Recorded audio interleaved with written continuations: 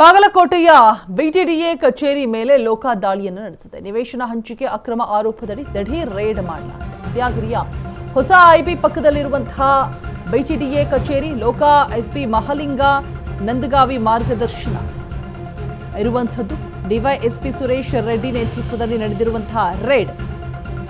ಲೋಕಾ ಅಧಿಕಾರಿಗಳಿಂದ ದಾಳಿ ಮಾಡಲಾಗಿದೆ. ಫೈಲ್ಗಳ ಪರಿಶೀಲನೆ ಕೂಡ ಮಾಡಲಾಗಿದೆ.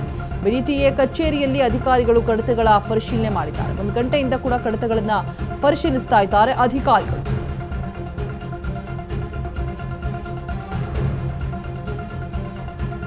ಬಿಟಿಡಿಎ ಕಚೇರಿ ಮೇಲೆ ಲೋಕಾಯುಕ್ತ ಅಧಿಕಾರಿಗಳು ಮಾಡಿರುವಂತಹ ದಾಳಿ.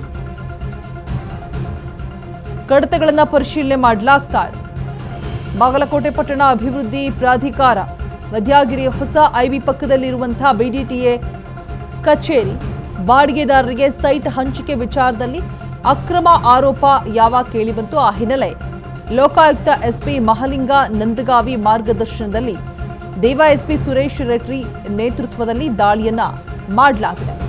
ಲೋಕಾಧಿಕಾರಿಗಳಿಂದ ದಾಳಿ ಫೈಲ್ಗಳನ್ನ ಪರಿಶೀಲನೆ ಮಾಡಲಾಗಿದೆ. ಕೂಡ 1 ಅವರಿಂದ ಕೂಡ ಕಡತ ಪರಿಶೀಲನೆಯಲ್ಲಿ ತೊಡಕೊಂಡಿದ್ದಾರೆ ಲೋಕಾಧಿಕಾರಿಗಳು.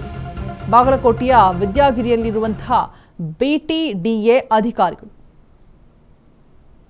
ಕಡತಗಳನ್ನು ಪರಿಶೀಲನೆ ಮಾಡ್ತಾ ಇದ್ದಾರೆ. 1 ಅವರಿಂದ ಕೂಡ ವಿದ್ಯಾಗಿರಿ ಹೊಸ ಐಬಿ ಪಕ್ಕದಲ್ಲಿರುವಂತಹ ಬಿಟಿಡಿಎ ಕಚೇರಿ ಬಾಡಿಗೆದಾರರಿಗೆ ಸೈಟ್ ಹಂಚಿಕೆ ವಿಚಾರದಲ್ಲಿ ತಪ್ಪಾಗಿದೆ, ಅಕ್ರಮ ಆರೋಪ ಕೇಳಿ ಬರ್ತಾ ಇದೆ ಅನ್ನುವಂತಹ ಹಿನ್ನೆಲೆ ರೈಡ್ ಮಾಡಲಾಗಿದೆ.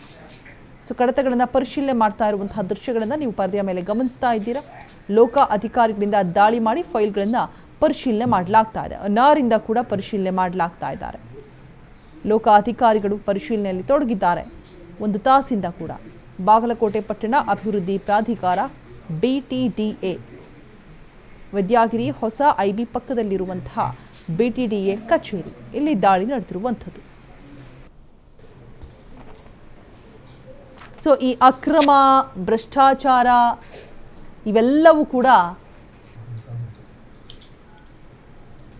ಯಾವಾಗ ನಿಲ್ಲುತ್ತೆ, ಇವೆಲ್ಲವಕ್ಕೂ ಕೂಡ ಯಾವಾಗ ಕಡಿವಾಣ ಬೀಳುತ್ತೆ? ಅಕ್ರಮ ಆರೋಪ ಕೇಳಿ ಬಂದಾಕ್ಷಣ ರೇಡ್ ಮಾಡೋದ್ರು.